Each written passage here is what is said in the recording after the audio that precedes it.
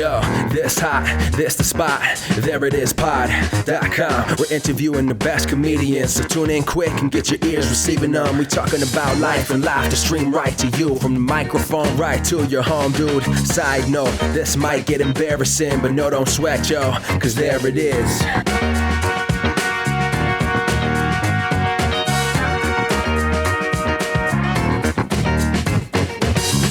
Welcome to the There It Is podcast, the comedy podcast to help you find your inspiration. I'm your host, Jason Farr. Let's do this. Thanks so much for joining me. Fun episode today. We have the Of the Show crew here. Brother of the show, Trey. Best friend of the show, Rob. And girlfriend of the show, Justina. And we talk about a few things. But first, if I may ask again, if you could please nominate us to the podcast awards. You have until Saturday. Saturday is the last day. Saturday, the 31st of July. So if you're listening to this late, hey, thanks for wanting to nominate us, but you can't anymore because it's after the day. But you do have a few more days left if you're listening to this as it drops. And, of course, you can listen to us on Amazon Music, Apple Podcasts, Spotify, Stitcher, YouTube. We're still putting old episodes up, but we put new episodes up. And I just put last week's episode with Aaron Weiner on the YouTube page. It's youtube.com/thereitis. And you can also listen to us on SoundCloud. Please subscribe. We very much appreciate it. Okay, well, let's get to today's episode. As I mentioned, it's with the Of the Show gang, and we talk about a few things. We talk about the Emmys, we talk about John Mayer and the Disney Plus series Loki, and let that parlay us into a discussion about our all-time favorite villains. It's a very fun chat. Let's get right to it. Here's my chat with brother of the show, Trey, best friend of the show, Rob, and girlfriend of the show, Justina. Of the Show gang. And I think this Of the Show gang has been together the most out of all of the Show gang. I can see that. Yeah. I could see that. Mm-hmm. Gotta be. Mm-hmm. So we've got girlfriend of the show, Justina. Hello. Best friend of the show, Rob. Hello. And brother of the show, Trey. Hi ho. Who you calling? Oh.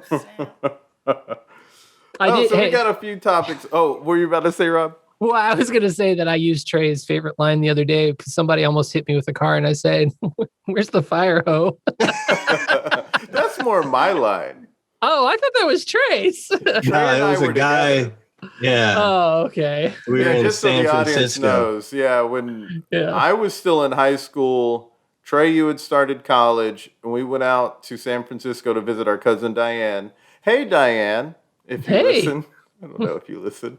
But we were recording at like a Hard Rock Cafe. And I just want to say, this Hard Rock Cafe had police memorabilia. Like they had a bass that Sting and the rest of the band had signed. They had a Stuart Copeland drumsticks. It's actually kind of cool. And on the outside, they had a ceramic cow for some reason. And I was standing next to it, and Trey was videotaping me because that was the time period. 1997, the big thing on my shoulder. Oh, nice. Right. And we just aged ourselves, but who cares? And, who cares anymore? Mm-hmm. But I'm standing there, and this guy is walking diagonally across the street. There's so many people I know who've heard this story. This guy's walking diagonally across the street as casually as possible, in no rush at all, hands in the pocket. Two cars coming from different directions have to screech to a halt because he's in their way. And they both lay on the horn, and the guy leans out the window and cusses at him. And the dude walking across the street just casually keeps on walking. And then he goes, when they're long gone and have driven away, he goes, "Where's the fire, ho?" No idea why. It was not that it was a fire. They weren't in a rush. They just didn't want to hit you.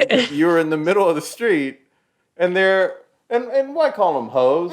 One was a taxi driver. To be fair, this was in my own neighborhood, and it was a BMW, and the guy looked at me very indignantly, and I felt so good saying it to him. And so See, that's a fair use. Yeah, and I felt, and I don't think he heard me, but like I think he saw my eyes. I called him a hoe. Yeah. And speaking of eyes, if you watch the video that Trey was recording, you can just see my eyes following this dude. Because I was like, when is he going to be gone? I was just afraid. And just because I'm looking only through the viewfinder, I don't see him. I can't even hear what he says. Oh, Jason's just like, did you hear that? He just said, where's the fire? Ho. Yeah. And actually what it was you said, where's the fire? And I went, no. He went, where's the fire? Ho. Oh. He felt the need to add that part. Oh my God. All right, well, old fun stories that now you share. It's an inside joke, listeners, that we all share now. Yes. With the Of the Show gang. We got a few topics that we're going to talk about. We are going to end with conversation about the MCU, Loki, favorite villains. And we're also going to talk about John Mayer's new album, Sob Rock.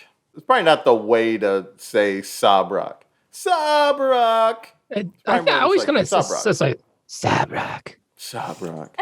Sob Rock. Because you're sobbing, you know? It's not like, yay, Sob Rock. That's right. It could be Sob Rock. I'm allowed to do impressions of him because I love him. So I'm allowed to make fun of him. Yeah. I've left you so many voicemails doing my horrible impression of John Mayer because I love him. Yeah, and yes, I we can both do it do. as well. We both love him. We've both. seen them together. We have. Mm-hmm. Yes, we have. We're gonna start this episode talking about the Emmy nominations. They recently came out. Yeah, lots of comedy accolades, right? I mean, I was very happy with the comedy category. I don't know how everyone else felt about it, but I was happy to see so much love for Amber Ruffin Show, Black Lady Sketch Show, Bowen Yang, Kenan Thompson, and Aidy Bryant both got nominated in the lead and supporting category, which I think is pretty dope. And I don't know if that's happened before, but Bowen Yang did make history as being the first featured player in SNL history to get a nomination. Fully deserves it. He's one of my favorites on that show. The iceberg, the Titanic iceberg. I rewatched it today and just laughed my ass off. First off, you came where I live and hit me. He's so good. Okay, well, what else would we be talking about? I'm here to promote my album. You came to where I live and you hit me. And before I turn around and go like, what? Half my ass is gone. No, I like when him in the Zillow commercial, when it's like looking at Zillow because that's the new porn for people in their 30s. You used to want sex, but you're in your late 30s. The guest house has its own little kitchen.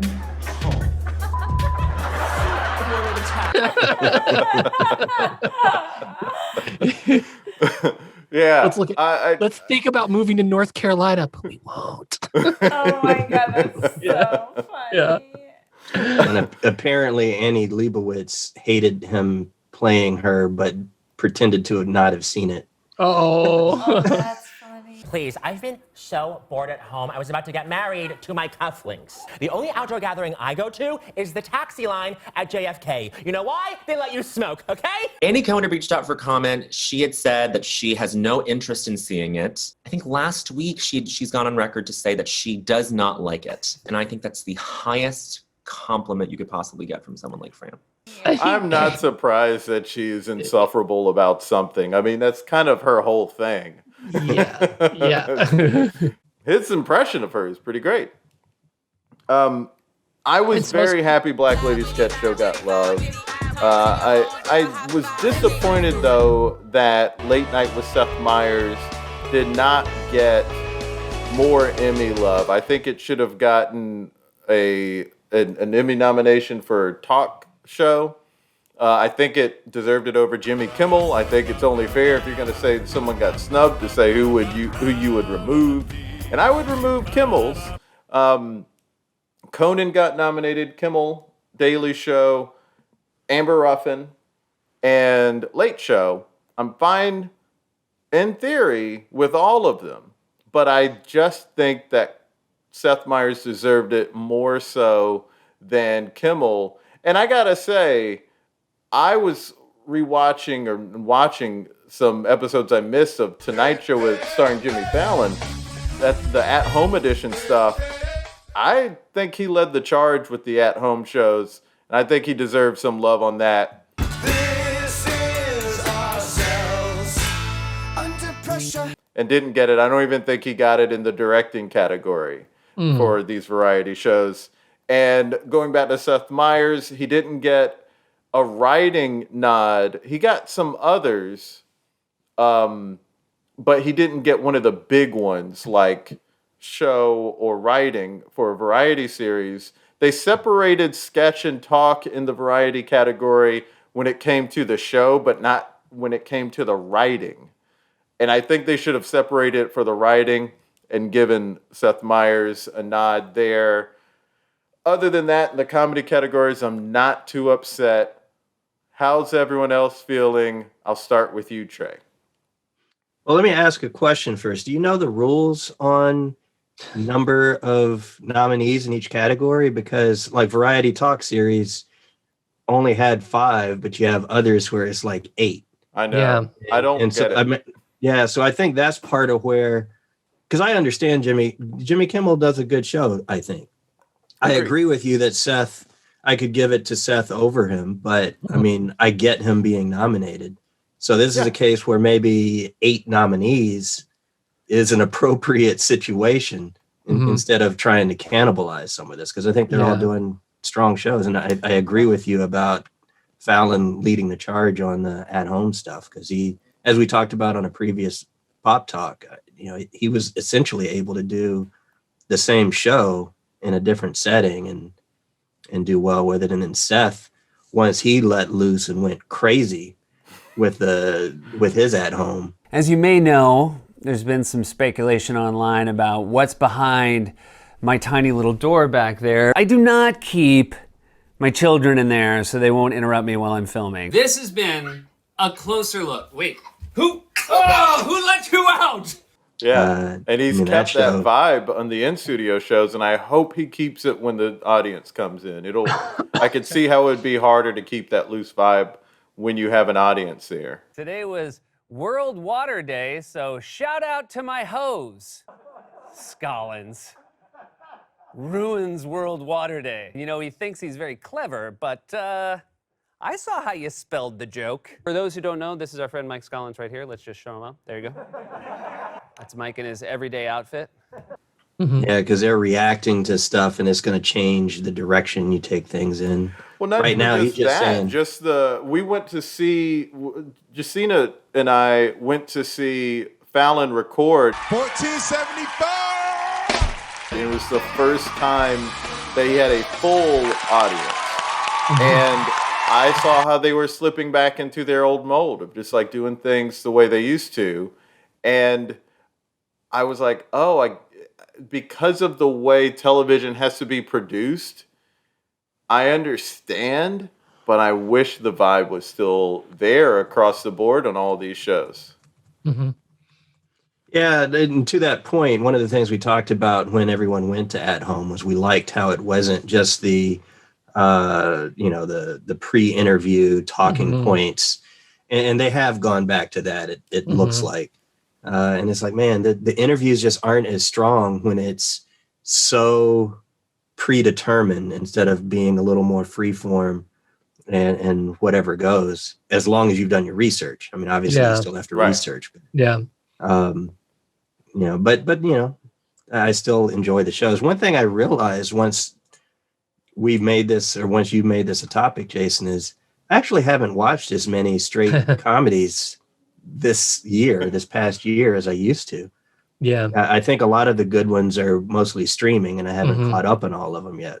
Well, you got to have 15 streaming services. Right. Yeah. Right. I mean, I obviously watch SNL, which I enjoyed, and I don't regularly watch all the talk show hosts that I like, but I do catch a lot of their bits. But you get outside of that, I saw a couple of episodes of Keenan. What were you going to do? Give him the funk? I was going to hit him in the face and then say, "Sax to be you." That actually would have been dope. And I saw a couple episodes of Young Rock out of curiosity, and I was not impressed with either. I was saying to y'all in an email, I like Keenan, but I don't think the show was good enough to get him that nomination. Yeah. I think in his case, though, unfortunately, that's where the shutdown affected him, because it was supposed to be in front of a live studio audience type sitcom. And I just think that not having that audience there to kind of, because, on these types of shows, they're always rewriting on the spot based on audience reactions. And I think that lack of having the audience reaction kept the show from kind of fully finding itself early. I don't know. I didn't pay attention or read anything on it. I don't know if they went more to single camera style towards the end because they didn't have an audience. It looked like from a couple of clips they might have, but so I don't know if the shows were better then. But those first few, I just kind of stopped watching. Young Rock was a little better, but it didn't grab my attention in a way to want to keep watching. Yeah. Rob, what did you think about the Emmy noms this year? I mean, it's hard because it's like the comedy, like looking at it, like I have like some heavy disagreement. Like for one thing, I've watched a little bit of The Flight Attendant, and I thought it was really great. I love that Kaylee Coco actually found something she's really good at. I mean, not to say like, I don't want to demean The Big Bang Theory. I know a lot of people, I may share a bed with someone that loves The Big Bang Theory, and but and it's funny. I mean, it's got funny moments. It's not my favorite of those types of sitcoms, but I always found her really good on there, and I really was interested in The Flight Attendant, and I think it's a really good show. Did I think it was funny? Absolutely not. I did not. No, I thought it was good, but I didn't think it was funny. I thought she was really different in it, and like I really enjoyed her performance of what I was watching. But I mean, like the first episode, like she has a one-night stand with a dude and wakes up and his throat was slit. Spoiler, sorry, but I mean, and a lot of people have HBO. So I mean, it's like a murder mystery. It's not really like it's not hilarious. Like the dead guy talks to her a lot. That was the thing when Orange Is the New Black came out. Yeah, it was in the comedy category, and people were like, this isn't fair because this is more drama. Yeah, and so something like like Pen 15. Okay, now you both kiss. Or Ted Lasso. Your decision to bench Jamie was a masterstroke. I don't think we're allowed to talk like that at work anymore. Oh, both great shows. Both great shows, and they're both ridiculously funny. And so that's where like, and Hacks is really good too. Oh, good, my ride's here. Wait, you're leaving me here? Yep. Wow. It's like watching Picasso sing. You mean paint? No. I really like Hacks. So good. And I love Jean Smart. If she doesn't win a damn Emmy for either of those shows, well, she needs to win one for Mayor of Easttown. Should win everything. I thought I would ride and die for the Queen's Gambit, which I loved. But Mayor of Easttown, I cried not once but twice during that final episode because it was that good. It was so good. Kate Winslet, she's the queen. Like I love her so much. And you guys have probably been to Philly, and so she nails that Philly accent. I have not been, but you've never been? Oh, no. Our good friend. I mean, like we have a good friend who good friend of the show, Tom. Is that who you're going to refer to? Nope, but yes. Well, he lived in a good Philly friend. for like 7 years. I was going to refer to my little brother. Oh yeah. But he's from Pittsburgh, and you know that SNL sketch "Murder." Yeah, that is fully how he talks. Murdered my daughter. I'm afraid to sue. My daughter had a baby daughter, and they murdered her. And as a result of me seeing that sketch, just that sketch. Yeah. It's gonna take me a minute before I can watch Mayor of Easttown. And well, it's a heavy ass show. But you got like the water you know, the water hose and the Murdered my dirter, and she had a dirter inside of her. sort of, yeah. So but yeah, I really enjoyed Hacks. I've always loved Jean Smart, and so I'm glad to see that. I've got beef with the supporting categories though, because I much like shout out to Clay, another friend of the show, because we are both like upset. He's not best. He's like okay friend of the show. But we both are like obsessed with Ted Lasso. We talk about it probably every time we talk to each other. We bring up Ted Lasso, and I just think it's utter bullshit that Hannah Waddingham wasn't Best Actress, because she's not supporting. She is the other lead of the show. Yeah, the show does not completely exist agree. without her. Yep. She carries it. She is funny as hell in it. And I mean, I think Juno Temple is probably gets a little chance to be a little bit funnier, but I think she just carries the show. Yeah. And she should be a lead. That's fair. And she should be a lead. And also she's like the number one person. You're like, man, this woman is so beautiful. I've never seen her before. Oh God. And then you look up who she was on Game of Thrones. And if you've never watched Game of Thrones.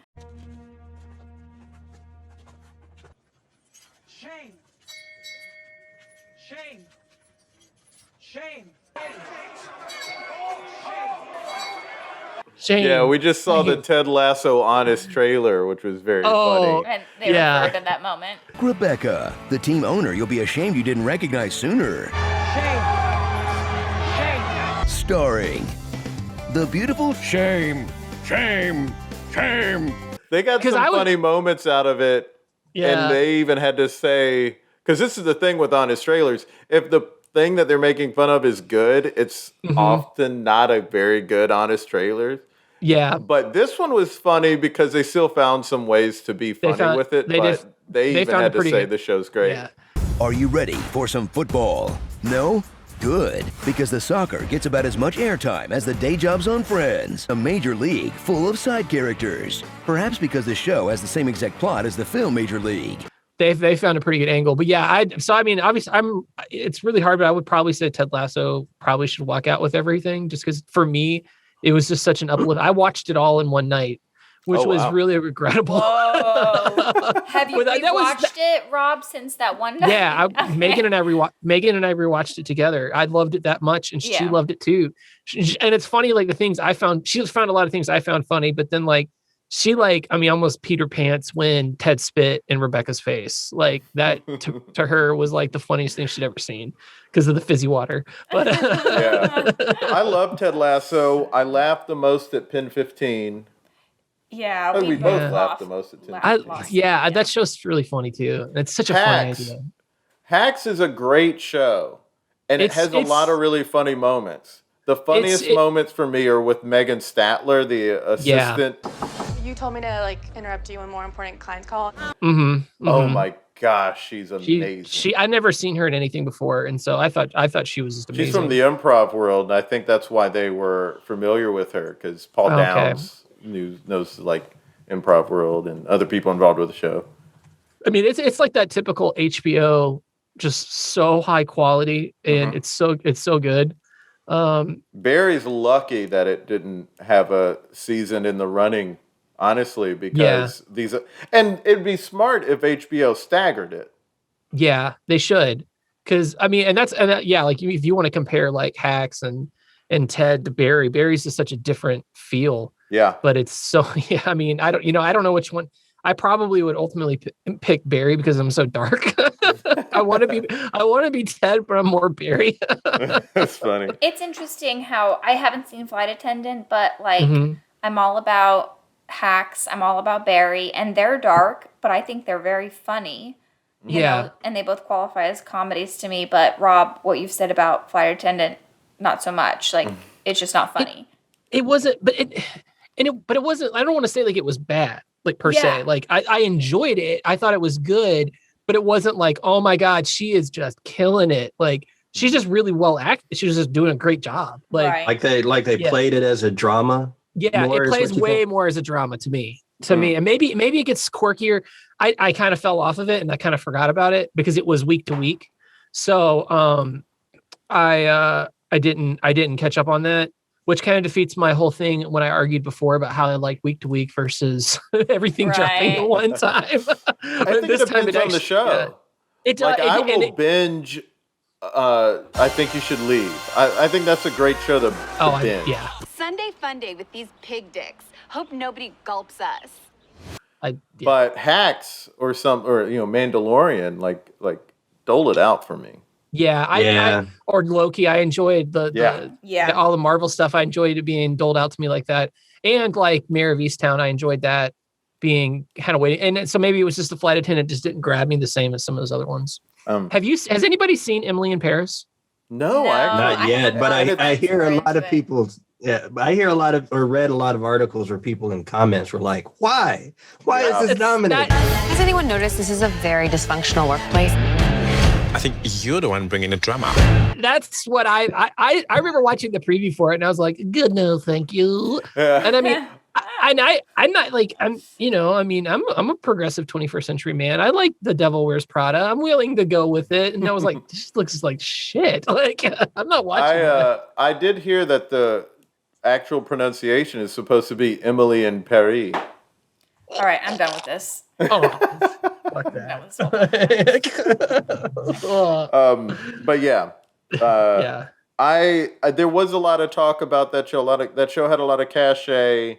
I think like a year ago, and now not so much.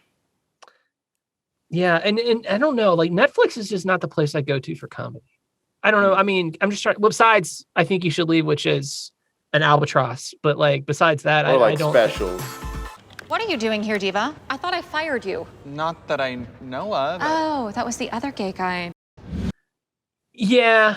Oh, yeah. Specials. I guess I'm thinking about just like narrative comedies, sitcom type of things. Like that's fair. Because I kind of fell out of Orange is the New Black probably by like the third or fourth season. I can't remember. Yeah. I did enjoy The Ranch when that was airing. Oh, you did? I never watched that. What are you up to? Dad called, said he needs some help at home, so decided it was time to be MVP of life. Still full of shit, huh? You stay healthy, you're looking at another 30 years of waking up at dawn and working that ranch with your son. Sweet Jesus, take me now. And I think it was because Rapey McRaperface was on it, and so wasn't he? He was, and I legitimately never liked him when he was on that 70s show. I thought he was boring, and it kept me from ever watching The Ranch. So, also, I appreciate that everybody knows when I say Rapey McRaperface, we don't even have to say his name. Right? Yeah. Justina, what were your thoughts about the Emmys? I think that a lot Emmy noms. Yes, then I think the noms are really good. Because Pin 15 is a staple in this house. Oh, yes. You've watched the first season like 4 times. I think 4 times I watched the first season. Because we watched it together and loved it. And then I just personally rewatched it. Then I watched it with Brighton, and then I watched it with my friend Petra. Mm-hmm. And Hey, Petra. It's listening from Slovenia. It's one of my favorite shows I've ever watched in my whole life. I think God. Age aligned up with me pretty well. I love that show a lot. I think some of the things that hit with their generation or you didn't necessarily hit with me because I wasn't a teen at that time. Right. But I still got it and I loved it. Oh, yeah. And I think it's accessible to a lot of different people, But I love that. I think I'll be happy with a lot of different winners depending on who won. An interesting thing to me about the nominations was the nominations that Hamilton got. Yeah, I was happy about that. I'm happy about it too. But I saw like an Onion article or something about like, when are we going to stop giving Lin-Manuel Miranda money? Because like this man, like, I don't know. It's like, I don't know. It's just funny Here's to me. something that I heard about him from a friend. There's a thing called Sip and Play here in New York. I don't know if it's in other cities. It's the nerdiest thing in the world. You go in, you drink. It seems like it's billing itself more as a coffee shop than anything. And you play board games. I like that idea. Yeah. There's one near us. And there's one near a friend of ours. And he went to it. And he said right after he left, apparently Lin-Manuel just went with some friends. It's like, this wasn't long ago. Like, the year before the pandemic. So it's like this massive star is just nerding out with board games still with his friends. No, I know. No, he could probably maybe not New York, but like he could probably get away with it here in Minneapolis. Like I think if he put on a hat and glasses, I think he could probably. People would not be like, "Is that Lin-Manuel?" Yeah. That's the MCU costume. Oh, it is. It is. Well, no, you got to have generic baseball cap. Relax. No one's going to recognize us. Because of hats and sunglasses? It's not a disguise, Hank. We look like ourselves at a baseball game. Right. Like no logo baseball cap. But you have no logos. Or you could be like Rob Lowe a couple years ago at a playoff game who had an NFL hat on. That's like, good. What else were you about to say? Baby? Just my last observation of the Emmy nominations is the variety special. So that includes like Bo Burnham's Inside, 846 by Dave Chappelle, the Friends reunion, which actually I really enjoyed, even though I didn't like Friends at all, Hamilton. And so I don't know what I want to win from that one. Actually, JK, I know what I want to win. I want Bo Burnham's Inside to win. Yeah, you love it. I love it. I've learned that real-world human-to-human tactile contact will kill you. And is it just me, or do pirates need to take a little bit better care of their fucking maps? You've been listening to the Spotify. A lot. Congratulations. We watched it. We really enjoyed it. And I was not one who got into Bo Burnham when he first came out. Like 10 years ago, someone tried to show me a special of his. And I was like, yeah, he's good. It's just not my thing. Yeah, same. But I just love the special so much. I thought it was great. Have you, Justina, have you seen Maya Erskine from Pen 15? Have you seen the movie she did with Jack? Yeah. Oh, gosh. Yes. Yeah, +1. I gotta do a little personal maintenance first. Sure. Run the raccoons out of the trash cans. Alice, I know. I've got a hairy ass and vagina. I heard you. Yeah, it's great. I think it's so I good. loved it. I absolutely. I'm not into rom-coms, and I thought it was a perfect I like fell in love with her. I was like, oh my gosh, she is just like, she was so good. And it was just, for people who maybe are like on the fence about modern romantic comedies, I really recommend that one. It's really good. That is one that's good. Yep. They tried to give him the speech that they have in rom-coms, and I don't think he nailed it quite like his mom or her co-stars would have in a rom-com. His mom is Meg Ryan. But he was fine in the movie. He's not a bad actor. I like him, but I thought they had really great chemistry. I thought it was just a really good movie. There's some really good scenes. Yeah, it was an awesome movie. I just so enjoyed it. I really enjoy her. I hope to see more from her in the future. I don't know if you guys know this, she just had a baby, and so did Anna from Pen 15. Oh, really? Like just a couple months But they're apart. 13 years old. I know, it's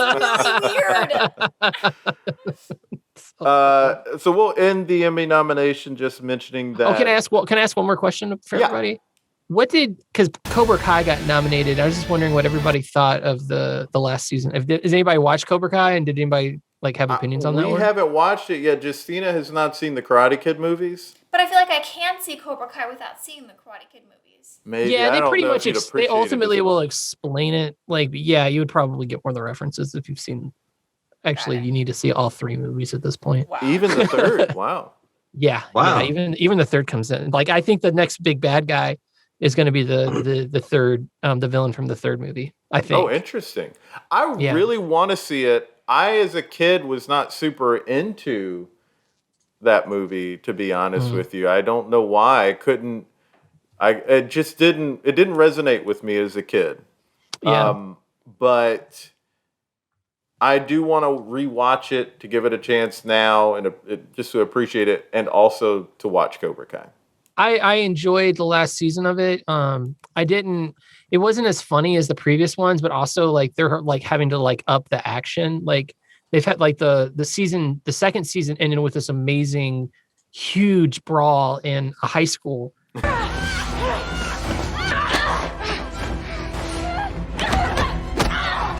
that the only way you know how to fight? Dirty? This isn't a tournament. There are no rules.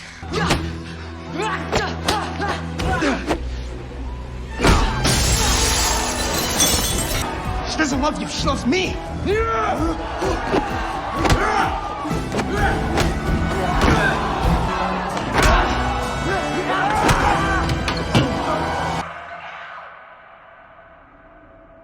And so this season ends with like this fight through Daniel LaRusso's house with all these kids fighting, and it's pretty impressive, but very illogical. But like, you know, but it was really, I mean, for like, if And you this like, show's a comedy, right? yeah, but I mean, but that being said, I mean, Billy Zabka's hilarious in it. That's awesome. And but and also they brought back, spoiler, Elizabeth Shue, which I did see that they were going to bring her back. Elizabeth Shue, man, like a fine wine. Her and Michelle Pfeiffer is just they just get better with age. You never forget the first, but I fell in love with Elizabeth Shue with Karate Kid, and then backed it up with Adventures in Babysitting. So yeah, that was actually one where because I did not like her as Jennifer in Back to the Future. I like the original Jennifer. But it's also that they also rewrote the character. They did, but that was the other thing. I don't, at my age at the time of Back to the Future 2, I probably wasn't picking up as much on that. Intellectually speaking, I just didn't like her as much. But when I saw Adventures in Babysitting, that's when I had a crush on her. And Rob, 10 minutes after you brought it up, I'm guessing the reason why they didn't mention or why they didn't put Waddingham in lead actress was just they thought she was going to win more easily, maybe. Oh, yeah. Supporting. Well, because it's the show who puts her up. Yeah, you're right. I know. And I don't know why they make because like she's clearly the lead. Like it's a two-hander. Yeah, I think it's just A.D. Bryant, Kaylee Cuoco, Allison Janney, Tracy Ellis Ross, and Jean Smart. They said, let's put her in. It's to me, it's probably a two-way race between Jean Smart. It's a two-way race between Jean Smart. Damn it, I can't say Smart. Keep that in. And Allison Janney. I keep on wanting to. Oh yeah. Yeah. She's the Emmy queen. Yeah. Yeah. I mean, you know. Well, I mean, and is the Emmy King not SNL this season? Because, good Lord, they have 1 million nominations. No, it's Lasso. Lasso dominated. Saturday Night Live even got all these guest actor and comedy series. It's like That's 5 true. people are nominated, and 4 of them are for SNL. Well, none Jim Carrey, though, unfortunately. I liked him as Biden. # nope. Yeah, I know Rob said a long time ago he didn't like him as Biden, but I don't miss him. I mean, I thought that once he figured out that his hook, I think he did really well with it because it wasn't just the man or malarkey. I mean, he kind of added a little something to it, but I really dug him the whole time, honestly, but I just love Jim Carrey. Yeah. Would have been nice if he got it, but it's not that SNL needed more nominations. Like I said, they got 1 million, so they'll definitely come home with a ton of Emmys in some respect, and that just shows how much of an institution they are. Well, we'll end the Emmy discussion on that. Let's now move on to John Mayer's new album, Sob Rock, came out recently. Welcome to Sob Rock.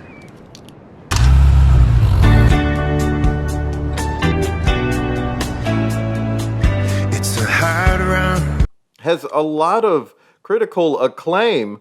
I'm wanting to talk about it mostly because I think the execution of the marketing, more so than the execution of the album, I mean, like, you know, I think he executed the music exceptionally well. I honestly do think it's his best album, but I know Continuum exists, Search for Everything exists. But when it comes to aiming for something and executing it, I do think he maybe has perfected how he crafts better. You know what I mean? But I'm more thinking the marketing of this thing. I mean, from the name to the art cover. Yeah. SOB? Is that what it is? Sob Rock? Not like son of a bitch. No. Really? No. Because I've seen it capitalized in some places, so I'm like, I wonder if it's like an acronym. I would like. I've often thought that it's a little bit of both. To be honest, I thought that it was a little bit of that and a little bit of like sad, but like right. Yeah, I thought it was a play on Saab. words. And he says Saab. I'm pretty sure he says pointed Saab. out that if you turn it backwards, it's 80s. So but I'm sure maybe that's why it's capitalized. Yeah, that makes sense. That's what I think. Okay. Well, everything's capitalized on his album cover. I think that's just the aesthetic to look like the 80s cover type. I didn't even But notice that. yeah, but if you look at like in the Variety article Jason sent us, it's lowercase o, lowercase b when they refer to that's it. right. That's right. Mm-hmm. But I think he's nailed what he's going for. And he has talked about what he was trying to do with this album. He has said that he wanted to not just take a Jackson guitar and put it through a certain kind of amp, because that would be funny, but that would be too much. That might resonate more with you, Rob, than non-guitarists. But yep. But his point was, let's not go to 100% on trying to copy. I want to take the cloth and produce something else, as opposed to trying to do a copy of things. Let's just do like an 8% sort of 80s thing, just so people get the idea, and then try to make new music that feels like it actually came from that time period. And he's even said he looked at this album as, what if he was 43 in 1989? Like a guy who came into the music game in the late 60s and lived through that, and now it's this time period. What would he have made? And I think that is Eric Clapton approach. is what we're it's Eric Clapton.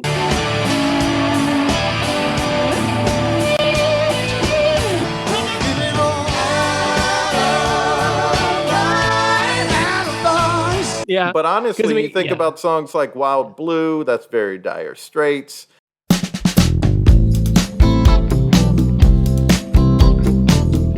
Never seen the sun before,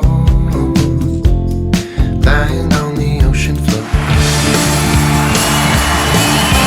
Yeah, getting a shiver in the dark. It's raining in the park the main time. And I've heard a lot of people nail the Eric Clapton, George Harrison, Dire Straits comparison. Well, Eric Clapton, I don't hear anyone saying the Lionel Richie feel and vibe that's in this album, which it's very much is there. Yeah, well, and I think they kind of miss out on. Well, they're right, because if you look at like some of Clapton's late '80s videos, I mean, he like handpicked certain scenes from that for The Last Train Home. Yeah, which I mean, and the jacket from Last Train Home is very much like that Eric Clapton jacket in one of the videos. The album cover for this album is the best album cover, though, by far. It's not even close. It's not even like close. Like it's just it's such an amazing image. It just it's like his hair is just like unbelievable. It's just, I know. It's so funny you mentioned the album cover though, because when I went to Target, I had to go to Target to get it. Yeah. And they didn't have it out yet, but the website said it was there. So I had to ask them for it. And the guy was like, "Oh, what's the name of it?" And I said, "Sob Rock. It's by John Mayer." And the kid, it's a black kid, asked another black kid who's working there where the album is. And they were like, "What does the cover look like?" And I had to show the kid what it looked like. And he just went, "It's some white dude holding a guitar." That is true. I'm like, yeah, I know that doesn't mean anything. A person holding a guitar doesn't mean anything in 2021. But can I please have this album now? I know. Can I please give you my money and leave? And thanks for making me feel old. They were nice. They got it for me, but they didn't need to ask me for my black card afterwards. No, I'm kidding. That didn't happen. So I think it's clear. I love the album. I love the feel of it. I before the album even came out, just taking in the ads for it, the Instagram posts about it, I remember at one point being like, man, I feel when I'm about to go to Circuit City. Yeah, like this takes me back. It felt like I don't know if it's just the bubble that we're in online, but it just was like it's like everyone was really excited, and it was like a real album coming out, and like I don't know, it just felt different like than normal just singles coming out. I don't know. I was just very excited. Yeah. So talk a little bit about that. How did this album hit you? Have you heard the whole album? I have. Yes, absolutely. It hit me. It's still going to take a couple more listens. But it didn't, the songs that I didn't know about, I was expecting a little more 80s like Last Train Home, and I think I was just because of the keyboard sounds and things like that. But overall, I mean, I love it. But I was surprised that I walked out already knowing my two favorite songs, but Which were? I guess I just feel like. I guess I just feel like nobody's honest, nobody's true. I guess I just feel like I'm the same way too.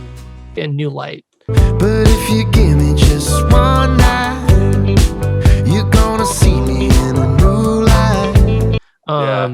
New Light, obviously, because it just is amazing that he played Prince's guitar on it. Yeah, for those who don't know, he did a behind the scenes like making of, and there's a guitar solo at the end, and the first part of the guitar solo is played with Prince's guitar. So go look that up.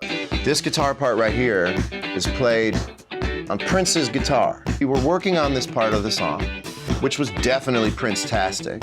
The guitar magically came across the table in the studio, and we were working on this part of the song that needed this part. It was one of the strangest, most beautiful, serendipitous moments.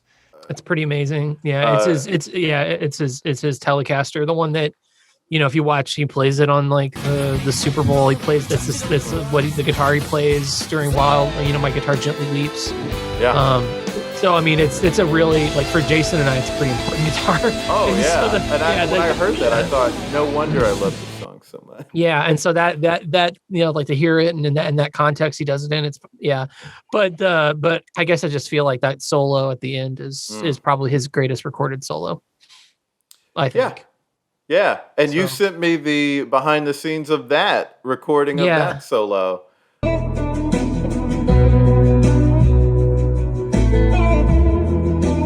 Yeah, those are two of my favorites. When it comes to the new songs, so what were your favorites on that? Wild Blue. I loved Wild Blue. Yeah, me too. That one and Shot in the Dark have just Shot in the Dark is really. It's a hard run, loving like we do. Might be now and it might be never. It's just another shot in the dark.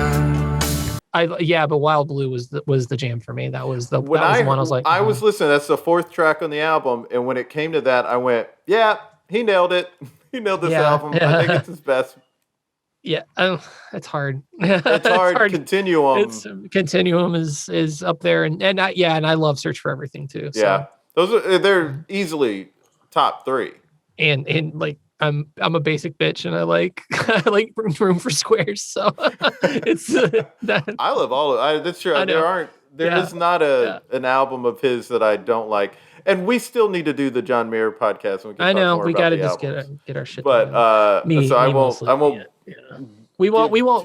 talk so much Mayer in front of your girlfriend and brother. I got Justina into John Mayer pretty big. I've caught her listening to this album a little bit when I was around. She was playing Shot in the Dark earlier. He caught me. I walked in on her, and who told you could listen to that? I learned it from you. I heard it. Yeah. So what are you feeling about this? Because not only have you heard the album now and seen all of the ads, because I kept showing them to you, but you also had to live with someone who was exceptionally excited for this and wouldn't stop talking about it. So what do you feel about the album? Yeah, I mean, I think it's a great album. I'm not very into music. I also am not very into John Mayer. I don't like him because everybody likes him, and so that turns me off, you know? No. Ask like half, like 75% of guys, and probably 85% of guys, and then like a large swath of women who like Taylor Swift. But yeah, I mean, it's really good. My favorite are Another Shot in the Dark and All I Want Is to Be With You. I can fake it and pretend, and I can find me someone new, but all I want is to be with you. As soon as All I Want Is to Be With You started playing, I was like, oh, this sounds country, and country's my favorite kind of music. And so I really like that. And I mean, I love 90s, 80s pop culture. So the whole visual stuff. When you see the album cover, who does it make you think of? I'm just wondering if you. I don't know. I don't know enough about pop culture to have a reference point. Yeah, but, Jason, who's it make you think of? when you look at the album cover? Honestly, it's Lionel Richie. Really? Because of the colors. There's the Lionel Richie album that had like Dancing on the Ceiling from the 80s. I forget the name of the album, actually. Can't Stop or something? Or Yeah. no? That album looks very similar to me, and I just remember seeing that album so much when I was little that it stayed with me in such a way. And that cover of Sob Rock takes me back to that album. What were you gonna say? I know it's got a Miami Vice thing. No, it's Richard fucking Marx. Yes, he looks just like Richard Marx. That's a good call. It's like Shot in the Dark more so makes me feel the Richard Marx vibe. That is that is like like it's such a 90s, and like even like some of the tropes in the Last Train Home, it's like Richard Marx stuff, because there's definitely like a lot of times like his videos where the making of the video is the video. You know? And so, so that's, I have like such a Richard Marx feel. And I like probably a couple months ago, I was just like, I'm going to really like Spotify the hell out of Richard Marx. And man, that dude could write some songs. Yeah. So, I mean, he also wrote all of John Mayer's songs. There's a gentleman who writes most of the music that you hear. His name is Richard Marx. He wrote Bye Bye Bye by NSYNC. Oh, that's a great one. I won't tell you which songs of mine he wrote, but when Richard Marx sends you a song, you pick up the phone and you know what you say? You say, I'll take it. Doesn't it always say, like, words and music by John Mayer? Oh, honey. The most surprising thing was definitely how he really doesn't write his own songs. He did, which we're like the only person who watched that. What a deep cut reference. Oh. What else did you have to say about the album, baby? Oh, that's it. I really like it. And I really like the gift shop. If you look at the John Mayer merchandise store, there's some really cool sweatshirts and t-shirts on. So you've already got Jason's Christmas present picked out? Just the other day, I was saying something about how I want the cassette, and she was just like, don't buy the cassette, okay? Just don't buy the cassette. And he was like, but I want to own it. And I was like, well, I don't want you to own it, so don't. Yeah. Well, that's the universal truth is that most guys end up buying the exact thing they want, so you can't shop for them. That's how I am. I you are. I want, so Jason doesn't. Yeah, and that's he never knows what to get true, you. But I'm also true. That's also true for me. Yeah. Trey, you and I have never talked about John Mayer before. Except referencing him on Chappelle. You tell him a permit. Excuse me. You have to have a permit to shoot out here. John, do something quick. Oh, that's my shit! Hey, my man, how you know that song? I'm from the suburbs, man. I can't help it. Right. Yeah. I don't know if you really have heard much of his music or really delved into it at all. I've obviously heard his he's got enough big hits that are everywhere that I've heard them. I'm not a John Mayer head where I can name those big hits, but once they start playing, I'm like, oh yeah. And I like him. I think over the years, as TV added more channels and then streaming services and all that, I just ended up going more TV and listening less to music. Mm-hmm. So if they're not on SNL or Fallon or somebody like that, I'm less familiar. Yeah. But then there are still those people that are everywhere. Mm-hmm. Yeah. But I listened to a few of his songs from this album, and I guess my jumping off point will be going back to Rob's question about what you think when you saw the album cover. For some reason, I was looking at it thinking, is there a Huey Lewis in the News cover that looked like this? There is one where I think he does have his arm leaned against something. I think it's 4. I don't think it's Sports. I think Sports, he's got his jacket over the whole his band he is does. there too. Yeah, Sports, I think was with 4. I really feel like he's leaning up against something. And that's what leads me to what I think is great about his execution, both in the songs and the marketing and the imagery, is that it feels like you have to know this one thing that he's referencing. Mm-hmm. And I actually went through Google image searches looking for the album that I thought this looked like. and couldn't find it. I thought it was Huey Lewis in the news, but there wasn't one that looked as close to this as I thought. So then I just looked at I actually plugged that image into Google image search to see what other albums popped up, and really only John Mayer popped up. It didn't help. So then I started looking at all soft rock albums from the 80s. Yeah. And I couldn't find it. And it's similar to what is in the article that Jason sent us, is that he makes you feel like there's a reference.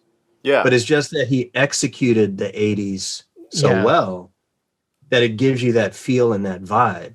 And the comparison I'll make, though this song was specifically for comedic purposes, but the song I'd compare it to is Dick in a Box. Yeah. Because they nailed the 90s R&B, and there wasn't really a specific song that they were spoofing. The only thing that I could point to was that line, "I'm wise enough to know." Yeah. That was in a lot of 90s songs. And I kind of didn't remember it. Jason, you might remember me telling you this. I think I was here for the holidays and you were still in Greenville, and I had just left your apartment, and some R. Kelly song from the 90s came on, and that line, he sung that line, and I was like, oh my God. You see, I'm wise enough to know when a body's yearning. You see, I'm wise enough to know when a gift needs giving. But other than that line, that song, that was such a big 90s thing, was to say I'm wise enough to know. Right. But other than that line, that song sounded so 90s, but didn't bite off of anything. And I feel like that's what John Mayer did. Well, I think that's a great very execution. astute point, because he says in Shot in the Dark, he says he uses the word Casanova. And I was like, that's a very 80s word to use, an 80s song thing to use, because there was a song called Casanova. I mean, it was like such a big word to use in music back in that era. I ain't much on Casanova. Can't you see how much I really love him? If you thought you met your Casanova, it was only just a shot in the dark. There was something John Mayer said in an interview, that what he was trying to do with this album. So John Mayer said in one interview, they had the idea to make a record from archival cloth, not a reprint, but something new. So it's that idea of like cut from the same cloth, right? Almost like it's kind of like the people who like recorded Bob Dylan's basement tapes, like redid all that stuff, kind of like that idea. Yeah. And another thing he said in a different interview, the one I believe was Zane, what's his name? The Apple guy. It was a good interview. It's called the Sob Rock interview. You can find it on YouTube.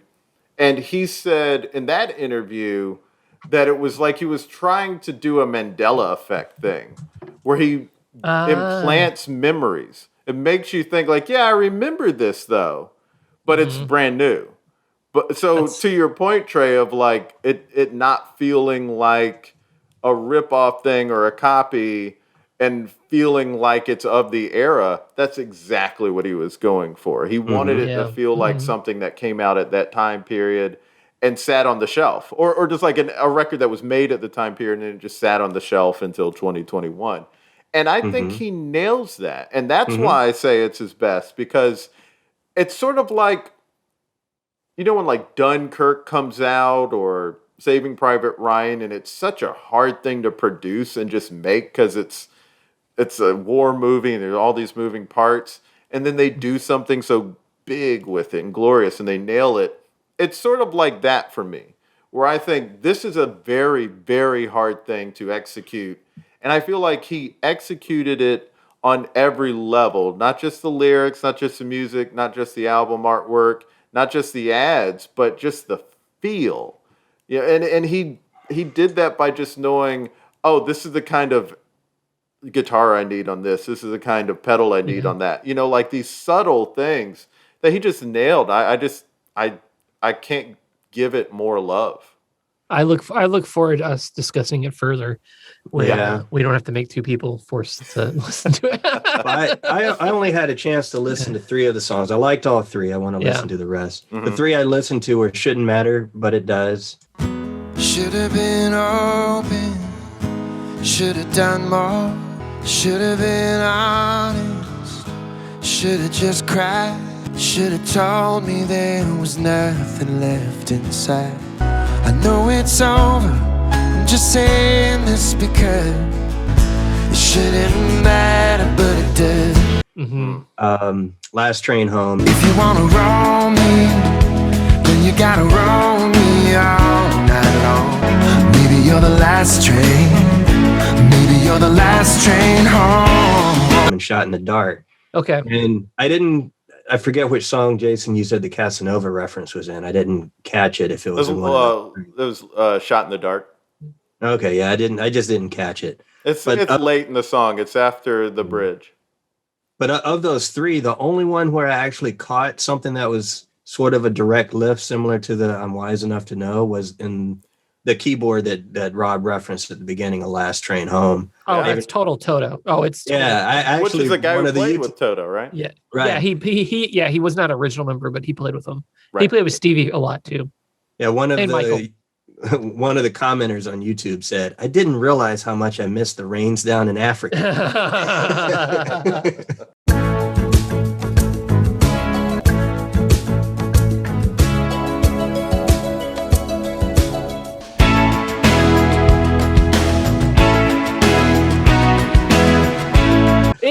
It's funny because to me, it's like, yeah, it kind of sounds like Africa a little, but like the beat is definitely totally different. Like there's someone I like, Jeff Porcaro's is one of my favorites. So I worship Toto. And obviously Toto made Thriller. So like, if you like Thriller, thanks Steve Lukather and Jeff Porcaro and Steve Porcaro and stuff, like they made Thriller along with Quincy. But Quincy basically told them, hey, y'all make something. And they did. Yeah. They made the greatest album of all time. So Oh yeah, the guy who did I just saw a thing recently about the making of Human Nature, my favorite MJ song, and how the guy kind of like accidentally did that. Like he was trying to do something else. It was Lukather.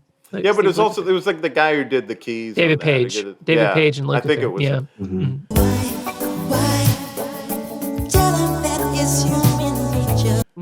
David Page wrote Africa. So The other thing I really loved about John Mayer's attention to detail was in the Shot in the Dark video.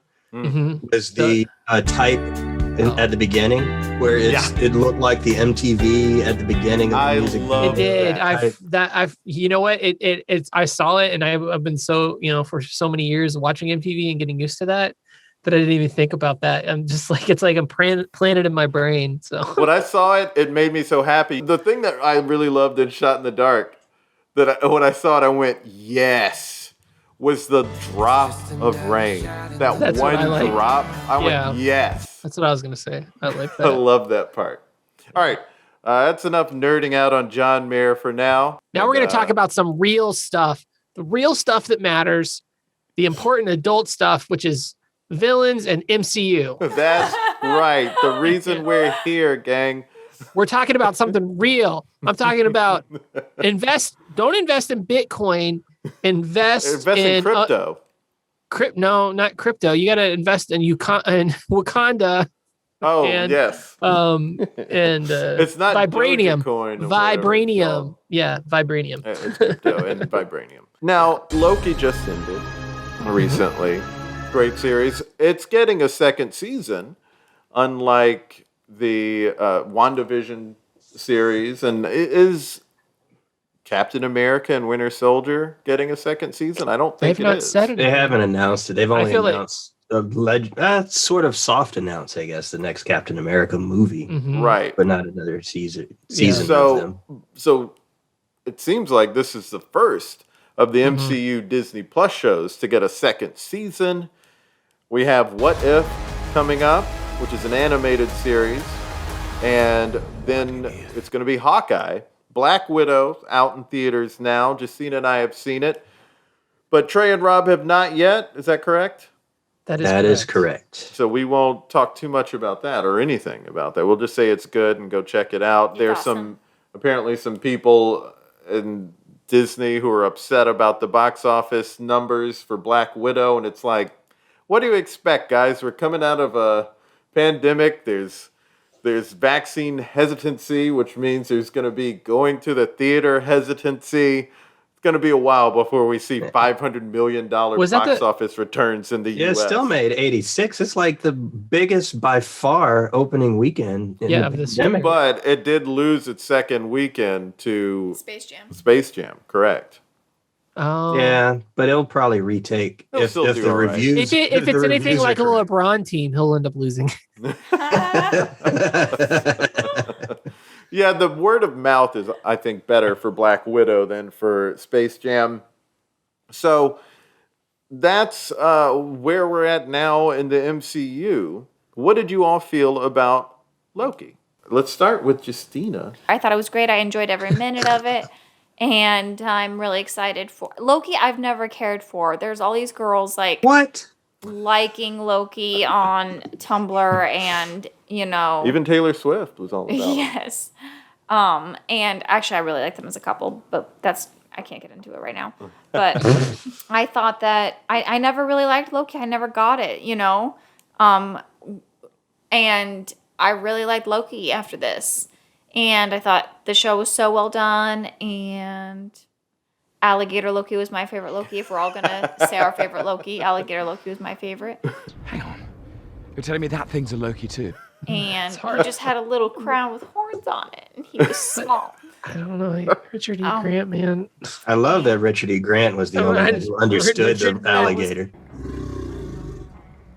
That's alligator for growling and saying liar at the same time. Unreal. Yeah, I was love so great. Richard E. Grant. Just the fact that they even got Richard E. Grant to enter the Marvel Universe in this capacity. Incredible. And it was the perfect entrance for him.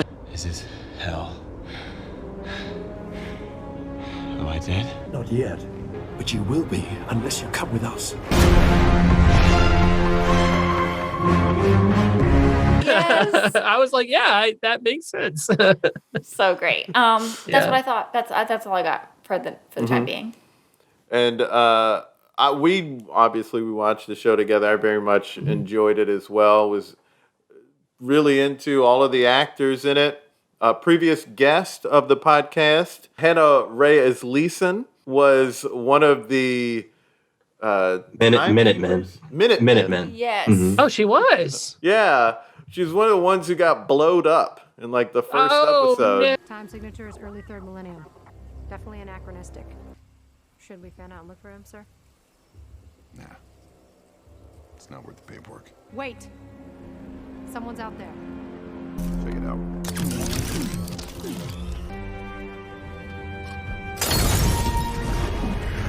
Get down! So unfortunately, doesn't look like she has a chance of coming back. I knew she wasn't B-15, but yeah. But I'm glad she's in the MCU. Spoiler alert, she might come back. That's we don't know that. That's true.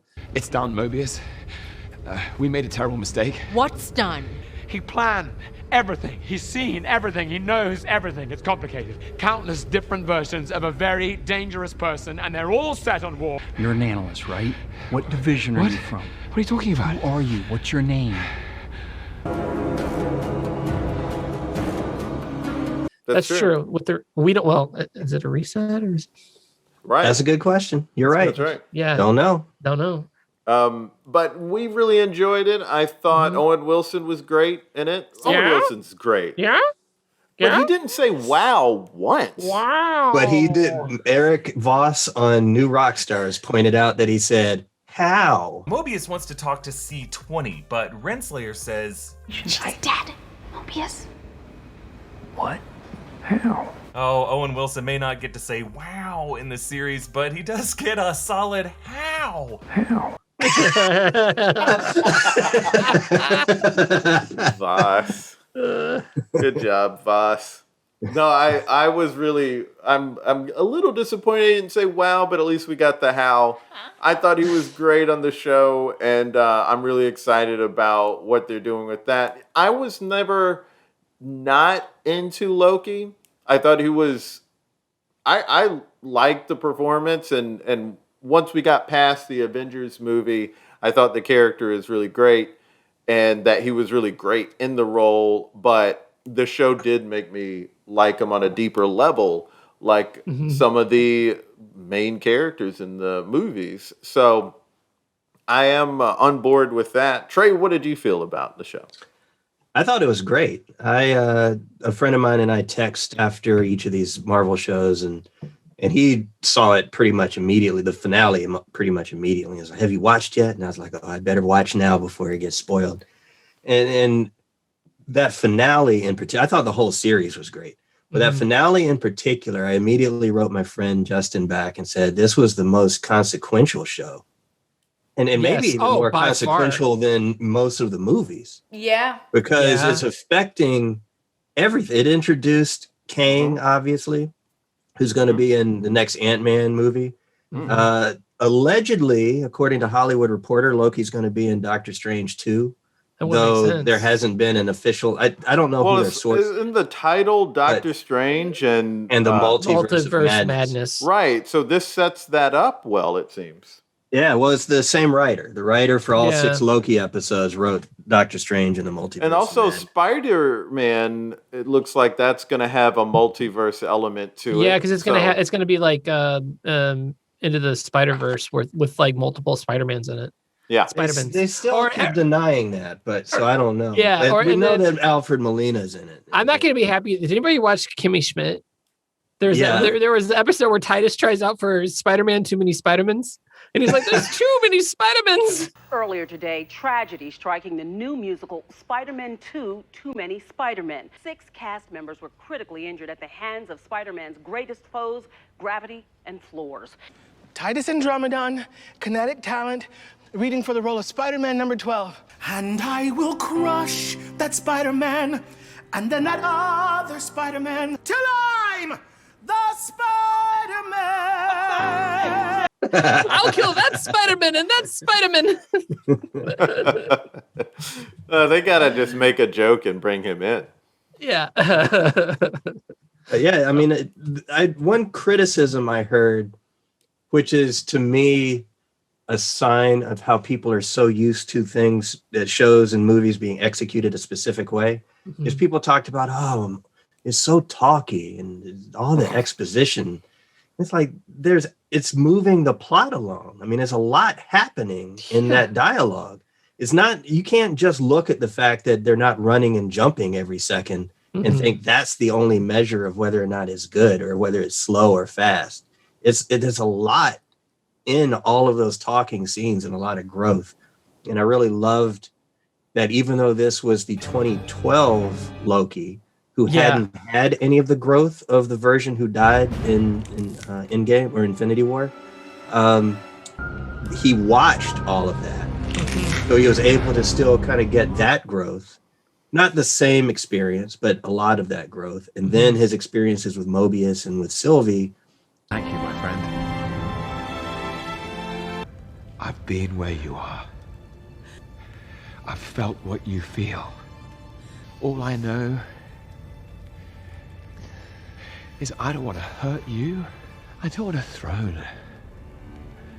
I just want you to be okay. Some have argued online that he might have even grown more than the Loki who died in. I would absolutely think he's in a better place now than the Loki who died in Infinity War. Because he even saw that death. Right. But I don't think he ever fell in love with someone before. True. That the 2000. Well, I guess was that like 2024. I can't remember. I think he had to have grown more. Yeah. I think he absolutely did. So, yeah. I mean, I'm sorry. Go ahead, Rob. Well, can I just say Owen Wilson? Can we just say like his best quote ever in a movie? What? It's from the Royal Tenenbaums. Well, everybody knows that Custer died at Bighorn, but what this book proposes is maybe he didn't. Well, everyone knows Custer died at Little Bighorn. What this book presupposes is maybe he didn't. Like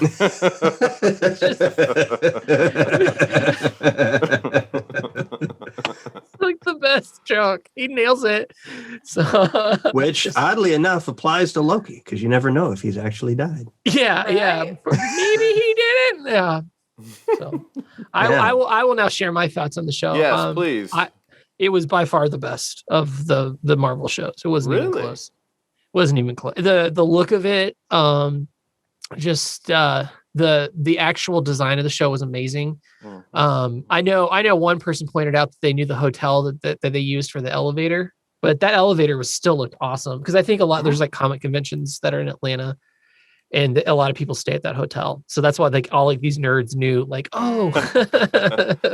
Interesting. It is a cool looking elevator. Yeah, but it was just really cool. I really liked I just liked all the characters. I mean, obviously having Owen Wilson. Yeah, if looks could kill.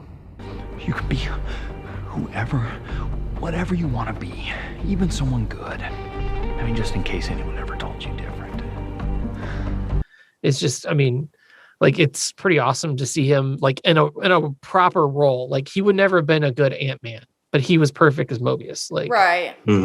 Like, he just, I don't, yeah, I am so, but the overall, just like the quality of the acting and how good Hiddleston's chemistry was with everyone. Yeah. Like everyone. He was just so charismatic.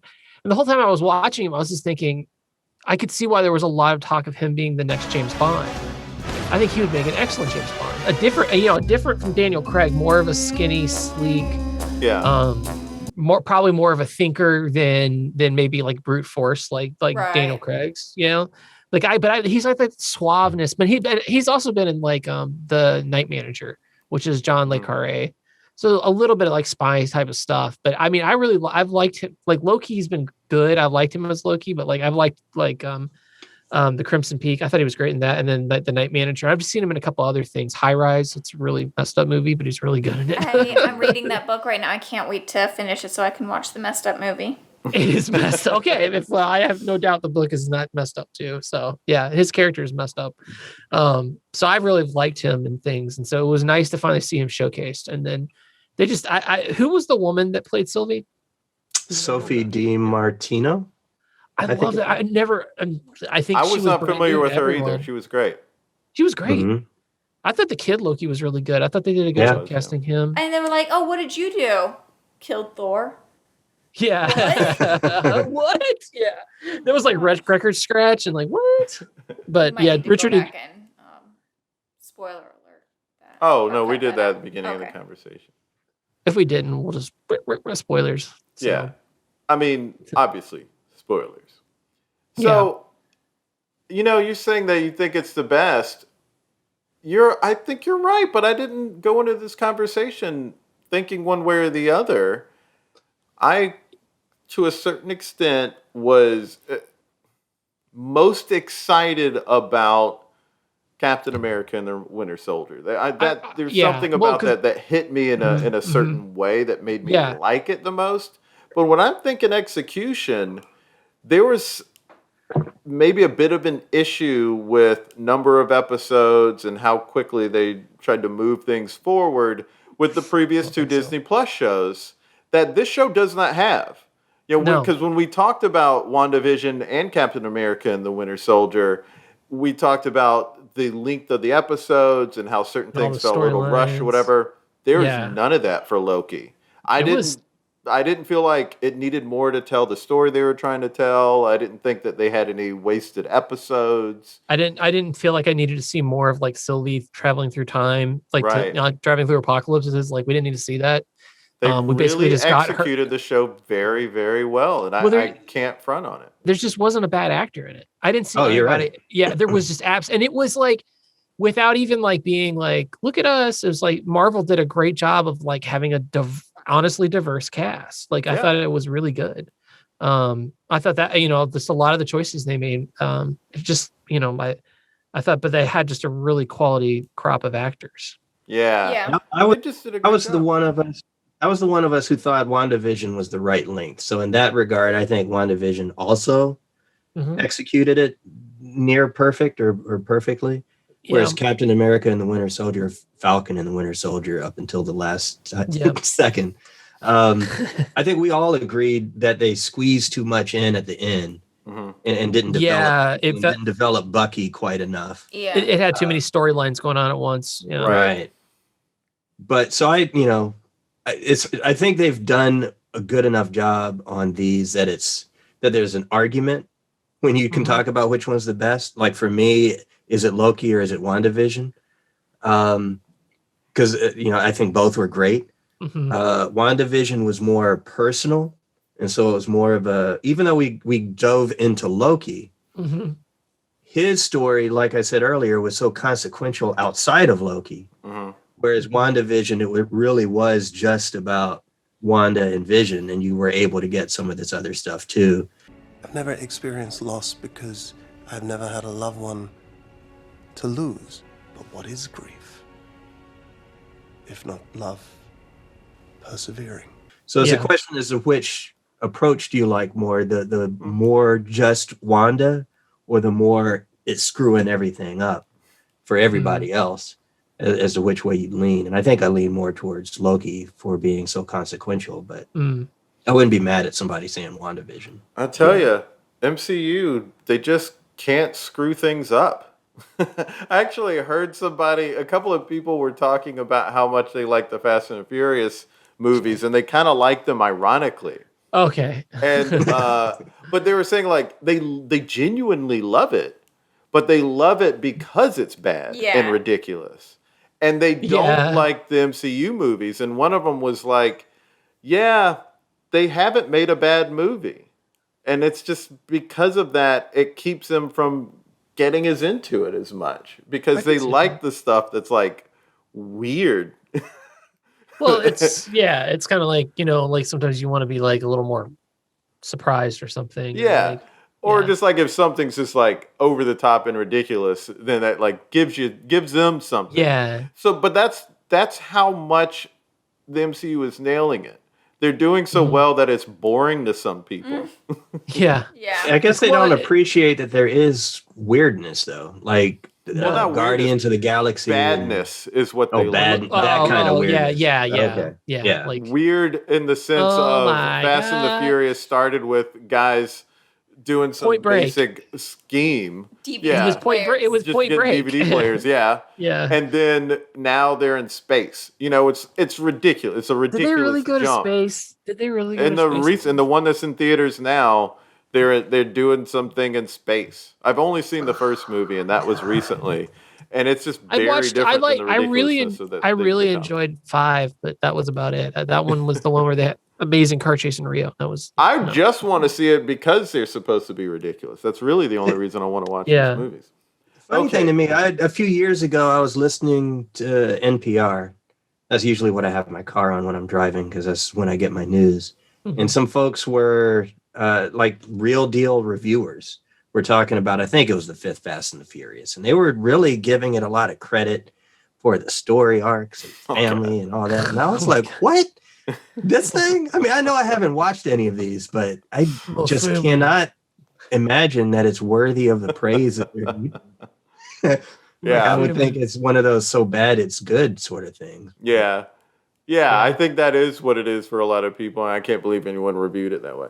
Well, let's talk about villains, all-time villains, favorite villains in movie and film. That was the question that I posed to the show gang. And I'll start first. Everyone can answer how they feel like. I mean, it could be just like traditional character. Do you have like, did you guys do a top 5 or what did you do?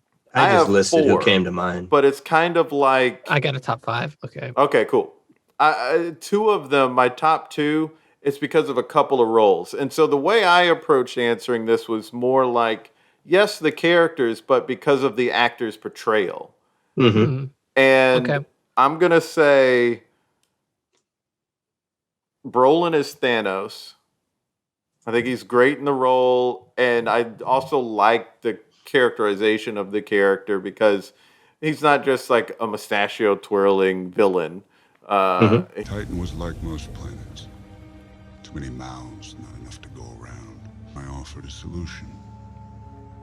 Genocide. But random, dispassionate, fair to rich and poor alike. He has a reason, even if it's a flawed reason, and even if it's a flawed execution because it's bad, he is still. It's still like I get where he's coming from, which is uncommon in movies when it comes to villains. Michael B. Jordan as Killmonger, even more so, has a valid point of view here than Thanos did. Y'all sitting up here comfortable. It's about 2 billion people all over the world that looks like us, but their lives are a lot harder. He was an honorable mention. Okay, Mhm. fair. Yeah, fair. I almost That put him on there. Yeah. That great line of his about bury me in the sea. See, like That my was poor- so good. Maybe we can still heal you. Why? So you could just lock me up? Just bury me in the ocean with my ancestors that jumped from the ships, because they knew death was better than bondage. And I mean, like, goosebumps. So number 2 for me, Alan Rickman in Die Hard This and isn't a Robin new- Hood, Prince of Thieves. He's so good in both. I say all the time, it's dull, you twit, it'll hurt more. Loxley! I'm gonna cut your heart out with a spoon! Why a spoon, cousin? Why not an axe? Because it's dull, you twit, it'll hurt more. Yeah. Okay. Yeah. I mean, he's probably the only. I mean, Morgan Freeman's pretty good at it too. But Oh, yeah. I mean, you've Yeah. got both Screw Christian Prince of Slater and Kevin Costner. So, Kevin I mean, Costner doing a horrible job. They wanted him to do a British accent. He was so bad at it, they just told him to do an Let's American not accent. do it. So it's not a good movie, but I just Yeah. love Alan Rickman in it. Alan he was- Rickman. And obviously Die Hard. I mean, come on. He's so amazing. And that is Hans Gruber. And number You got to one. talk about before you say number 1, Jason. I don't know if you'll remember this, but talk about the drink we had in Charleston when we went to that bar. It was Oh. Christmas themed. Yeah, there was a Christmas themed bar and they had a Die Hard themed drink. But what was the name of it? You'll probably remember better than me. Yippee-ki-yay, motherfucker. you have to say it like Alan Rickman does. 'Cause he's Yes. like, What was that? what was that you said to me? Ah, yes. Yippee-ki-yay, motherfucker. Oh, yeah. What was it you said to me before? Yippee-ki-yay, motherfucker. I really should start soon. I should always be like, motherfucker. And my number 1, because of Die Hard, Ghostbusters, and Real shit. Genius, Oh, this it's is a good one. William Atherton. Yeah. Number 1 villain, 80s movies. The dude just ate the scenery. And where do you put these ghosts once you catch them? Into a storage facility. And may I see this storage facility? No. These men are consummate snowball artists. They use sense and nerve gases to induce hallucinations. Mitch, are you gonna miss your friends? Well, no. I think I intimidated the kids. Good boy. And I'll make sure you never work in this field again. You unbelievable bastard. Count on it. You don't want to give me a truck? I'll go and I'll steal a truck. Hey, give us a break, Thornburg. Eat it, Harvey. 4. Look, you let me in right now or I call the INS. Comprende? Look, this is the last time these kids are gonna have to speak to their parents. Yes, it's true. This man has no dick. He kills it. Definitely in Real Genius, but I mean, so good in that. I but gotta watch it again. Actually, you know, it's pretty Die Hard, but Die Hard 2, he's really great in that too, because obviously it reprises the same character. Right. He's really, yeah. So those are my villains. Those are my favorite villains of all time, and William Atherton gets the love as the main villain for me because Real Genius is my favorite movie, but he's also really great in Ghostbusters and Die Hard, especially Die Hard. Between He's those good. two. So good. Okay, next up, Trey. I like the dramatic pause. I was like, I thought you were going to say, we'll find out after the break. after this. Have you had itch on your back lately? I've been using this. Sorry. So I didn't rank them. I didn't know that's what we were doing. You didn't have to. This is freeform. It's jazz. Oh yeah. All right. Nice. So I just listed some, and I did it just because of the context in which this came up. We said this before we started recording. I just kind of listed your more classic kind of super villain sort of thing. But because of names you all were throwing out, I did add another. But you talk about specific portrayals, Jason. Heath Ledger's Joker. Whatever doesn't kill you simply makes you a stranger. I should have mentioned that, honestly. Yes. Mark Hamill's Joker. 137 million? Yes, and if I don't pay up, I'll go to jail for tax evasion. I'm crazy enough to take on Batman, but the IRS, no, thank you. Nice entrance. Either you've never heard of a door, or you just like pulling glass out of your shorts. Oh, yeah. The only mustache twirling person on my list is Gene Hackman's Lex Luthor. Yeah. How do you choose to congratulate the greatest criminal mind of our time? Huh? You tell me that I'm brilliant? Try twist it. Why do so many people have to die for the crime of the century? You ask why? Why does the phone always ring when you're in the bathtub? Even with all this accumulated knowledge, when will these dummies learn to use a doorknob? Kill the rest. Starting with him. Don't you remember the White House, the Oval Room? We had a few laughs, right? General? Would you care to step outside? Superman, thank God. I mean, get him! Yeah, he was pretty good as Luthor, yeah. And I even before the Loki series, I had Loki down. I could have done it, Father! I could have done it! For you! For all of us! Because he had so much growth and depth. I mean, he's the only villain who's been in this many movies, and he's more of an anti-hero now. At this point, yeah. But you know, all three Thor movies, 3 Avengers movies. Yeah. And now his own series and allegedly Doctor Strange. So I mean, all this development for him helps to make him such a great, well-developed character. Yeah. Beyond just second fiddle. I also had Thanos and Killmonger on my list. Yeah. The Arrowverse, when it was still pretty good, did really good villains. Malcolm Merlyn, Reverse Flash, Deathstroke, Prometheus, Captain Cold, who also became kind of an anti-hero, and even all those Earth X kind of counterparts. Those were all pretty strong villains. The one non-superhero one that I added to my list when I was listening to y'all was from my favorite movie, Biff. Oh, yeah. God, Shit. Yes. Of course. You know, I say all the time to my wife, why don't you make like a tree and go? Get out of here. Oh, is it get out of here? Is get out of here. Now, why don't you make like a tree and get out of here? It's leaf, you idiot! It's leave, you idiot. Make like a tree and leave. It's leave, you idiot. You sound like a damn fool when you say it wrong. All right, then leave. And the fact that he's the character that predicted our president from 2017 to 2021. And the funny thing is, Biff was such a looming figure that I remember when Siskel and Ebert reviewed part 2. Yeah. Siskel sort of didn't really like part 2 that much because he said they should have just called the movie Biff.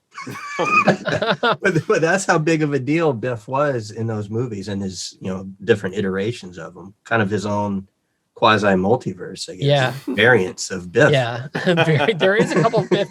Yeah, audience on there it is on Twitter. Tell us who's your favorite variant of Biff. Yes, there it is pod. Yeah. A cut scene was there was an alligator Biff. And those are all your answers? Those are all mine. Yeah. Dope. Those are great answers. I can't believe I didn't say Heath Ledger. He's definitely on my list. Justina, who you got? I really did have Heath Ledger's The Joker on my list before Trey said it. I don't want to kill you. What would I do without you? No, you complete me. Oh, yes. Also Nurse Ratched in One Flew Over the Cuckoo's Nest. Good. You know, Billy, what worries me is how your mother's going to take this. Don't have to tell her, Miss Ratched. Your mother and I are old friends. You know that. Good one. And nice.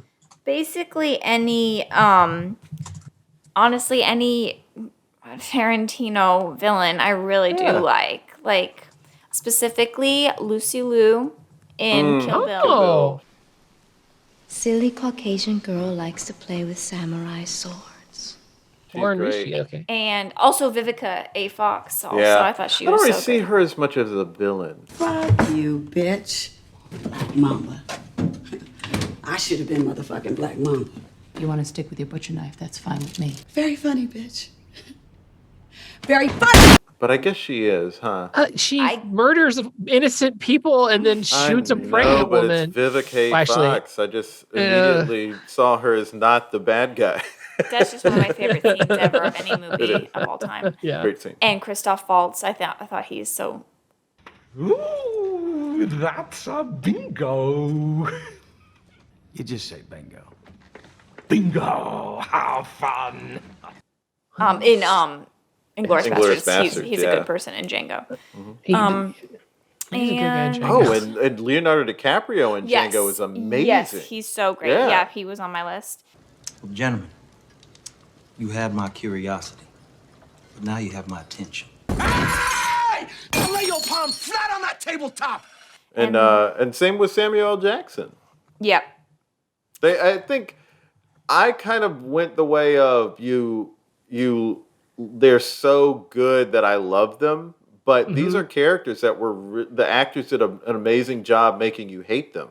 Yeah. And that deserves some love. Yeah. Yeah. Exactly. And I think that's it for me. Yep. I should have given more thought to it because I know I'll think of something later, but those are. Well, yeah, that's all right. Well, we can always revisit. Yes. Well, that point you just made, Jason, about these actors did such a great job that you love them or love to hate them or whichever way you feel about them. You have a strong feeling. Even in the trailers for The Dark Knight, when you saw Batman say, "Let her go," and Joker said, "Poor choice of words." Let her go. Very poor choice of words. Just dropped her off the roof. I was like, oh my God, this is great. Like, I almost clapped. Yeah, so good. I remember I was watching I saw that trailer in a movie theater, and I already had seen it. And a friend from college was kind of made a joke like, why is Jack White playing the Joker? Like, he's making a joke. And I was like, oh, that's Heath Ledger. And she went, what? Oh my God. She's like telling people next to her, it's like, that's Heath Ledger? That's how great he was. And Rob, what are your answers? I know that you've got some glorious answers from the 80s. And we'll hear them after the break. After the break. So back to that back itch. I like to keep the jokes going, folks. Honorable mention. I said Killmonger was definitely an honorable mention. And then one of Jason and I's favorite movies of all time. Maybe, I don't know, Trey, we've never talked about it with you, but Nino Brown from New Jack City. Sit your $5 ass down before I make change. $1 million a week business. Reduce the fucking rebels.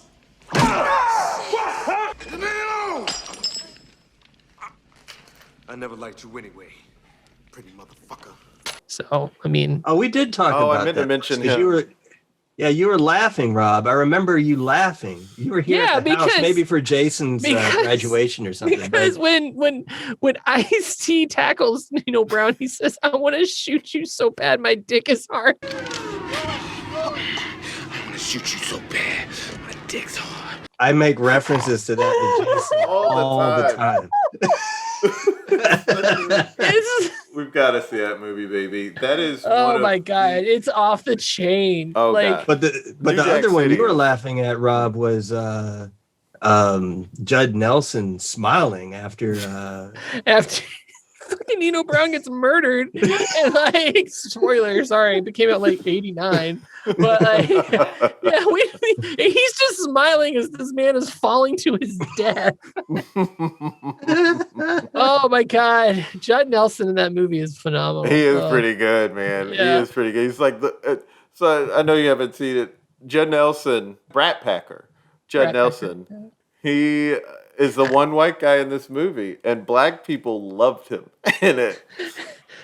It's so great. I love that movie. Oh God, I watched it probably 2 months ago. I hadn't seen it in a long time. And it's Wesley so Snipes is royalty for me. I was just randomly thinking about New Jack City the other day, and I was like, man, he was the guy in the 90s. He was probably if something like Passenger 57 or Drop Zone, something like that was coming out, that was like a #1 movie at the box office easily. Yeah. Always bet on black. Charlie, you ever play roulette? On occasion. Always bet on black. I said that to Jason the other day. So, so to get into my list, so number 5, because I realized when I was writing my list, I was like, this is all wieners. So I did pick one of my favorite Stephen King villains of all time, which is Annie Wilkes from Misery. Do you know what they did to the native workers who stole diamonds? Don't worry, they didn't kill them. No, if they caught them, they had to make sure they could go on working. But they also had to make sure they could never run away. The operation was called hobbling.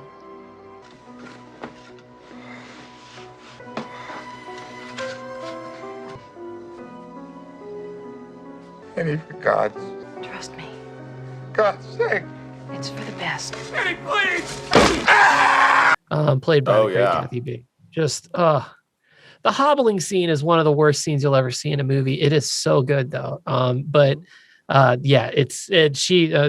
Bateson is amazing. So it's worth it. And James Caan is really great as well in it. So I just highly recommend that movie. And she is such a good villain and so scary. Number 4 is an obvious one. I almost wanted to pick the real villain in the movie, but it's Hannibal Lecter from The Silence of the Lambs. A census taker once tried to test me. I ate his liver with some fava beans and a nice Chianti.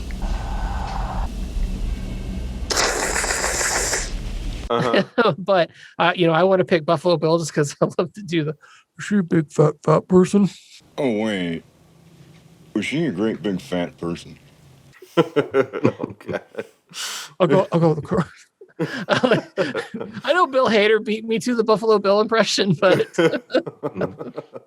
and Justin Long did a oh, he did, yeah. What was that? In Zach and Mary Make a Porno, he kind of does that voice. Yeah, but does. The character that he does in that, he used that voice in his audition for Wedding Crashers as the younger brother character.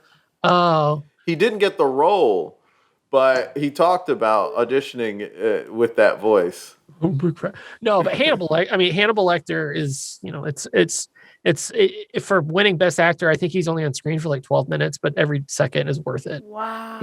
He's amazing, and it's just one of the scary and some of the iterations of Hannibal have been great. I really enjoyed the television show with Mads Mikkelsen playing him. It's a really good show. And I don't know if it's probably like Peacock now. I'm not sure where it's streaming. But it's worth it. So I couldn't get into it because of how much it diverted from. I liked it, but I just liked his performance of it, and the actors did great. Yeah, and the way it looked, and Lawrence Fishburne as Jack Crawford's pretty cool. So I like that. Red Dragon is the best of all of those movies. I couldn't even finish it. You can't even. Yeah, I've heard arguments on both sides. So even Quentin Tarantino defending Red Dragon over. Ed Norton's good in it. Yeah, I think the cast elevated it. But Brett Ratner sucks. Yeah, Brett Ratner sucks. I think we must not have talked about this in a pop talk, but I've talked to you, at least Jason, about it.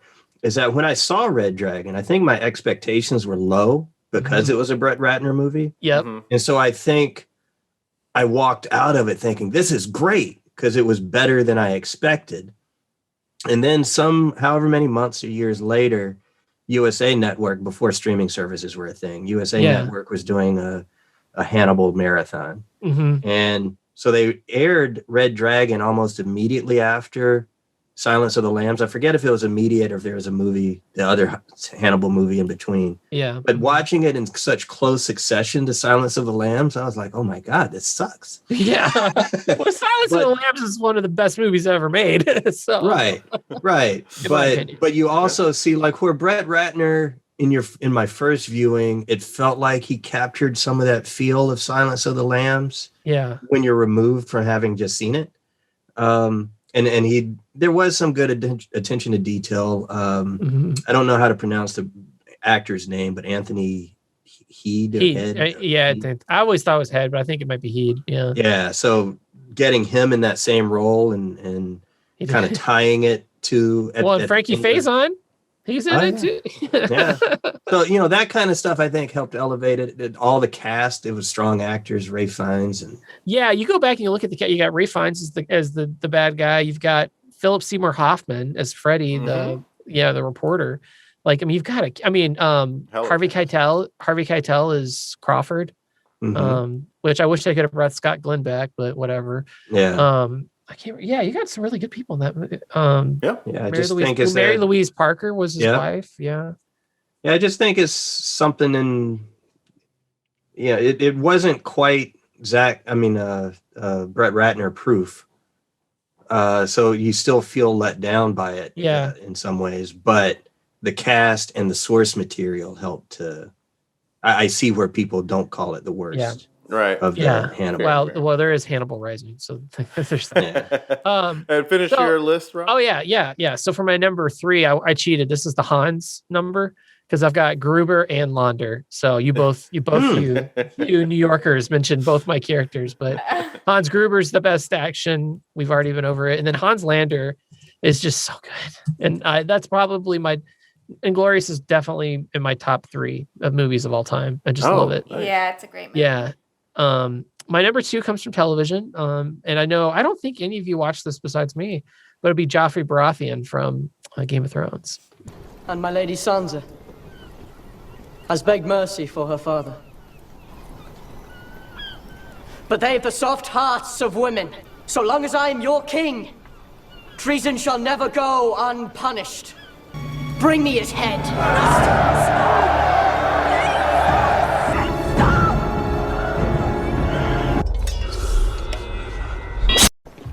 And as soon as you've had your blood, I'll put a son in you. Mother says that shouldn't be long. No, please, no! This one's your father. Look at it and see what happens to traitors. You promised to be merciful. I was. Look at him. Please let me go home. I won't do any treason, I swear. Look at him! Well? How long do I have to look? As long as it pleases me. Oh, yeah. Played by the great Jack Gleason, and he was a real motherfucker. Sorry. Motherfucker. But he was so good, and he's been. When I thought of villains, I was like, "Oh God, I hated that motherfucker." So it's too many in a row. I'm sorry, I hated that guy. And so when he got killed, it was glorious because I don't care if you haven't watched Game of Thrones yet. I'm just gonna spoil it. He chokes to death on poison. It's great. So my number 1 villain in my favorite movie of all time. It's not who you think. Most people, when they think of this movie, they think of the main character is the bad guy, but he's not. He's just a fish. Because my favorite movie of all time is Jaws, by far. Yeah. And everybody thinks that the shark is the villain, and the shark is a shark. It's freaking Mayor Vaughn, played by Murray Hamilton. He is the worst villain of all time. The situation is that apparently a great white shark has staked a claim in the waters off Amity Island. And there's no limit to what he's going to do. I mean, we've already had 3 incidents, 2 people killed inside of a week, and it's going to happen again. A shark is attracted to the exact kind of splashing and activity that occurs whenever human beings go in swimming. If you open the beaches on the 4th of July, it's like ringing the dinner bell, for Christ's sake. Look, we depend on the summer people here for our very lives. You are not going to have a summer unless you deal with this problem. Hey, Larry, if we make an effort today, we might be able to save August. For Christ's sake, tomorrow's the 4th of July, and we will be open for business. You do whatever you have to make them safe, but those beaches will be open for this weekend. He knows that people are getting killed by a shark, and he lets children die. And then when a child dies, he still doesn't stop it. So he is the worst. But the reason why Mayor Vaughn also is so prescient, because you think about certain states, I don't know what to name them, Florida, where their governor's like, everything's fine. Don't look at it. Don't worry about it. Come here, spend money. Don't worry about half of our elderly population dying. So, I think that there's real Mayor Vaughns that live in our society now, and we're seeing their actions. And he's the bad guy because Clint could have gone out there and killed that shark way before the little boy got killed. So Yeah. So That's a good answer. You're right. Jaws is not the true villain. This is a shark being a shark. It's just a shark. Shark's gonna shark. Shark's gonna shark, man. Shark's gonna shark. The biggest villains were the executives at Sony and Warner. No. The biggest villain was with us all along. Well, this was a great episode. Thanks for doing it, guys. Yeah. 80s, there it is. Talking about villains. Also, RIP to Biz Markie. Just a phenomenal rapper. Yeah. To be serious for a second. But there it is. Serious for literally a second. There it is. Glorious purpose. Fun episode to record. I hope you enjoyed that. And if you haven't already, check out Disney Plus's Loki and John Mayer's Sob Rock, which had a really good run on the charts last week. It was like #1 in album sales, but #2 in the Billboard chart. So I don't really know how that works. Some of the things that happen nowadays, it's not as simple as it used to be back when an album like Sob Rock originally came out.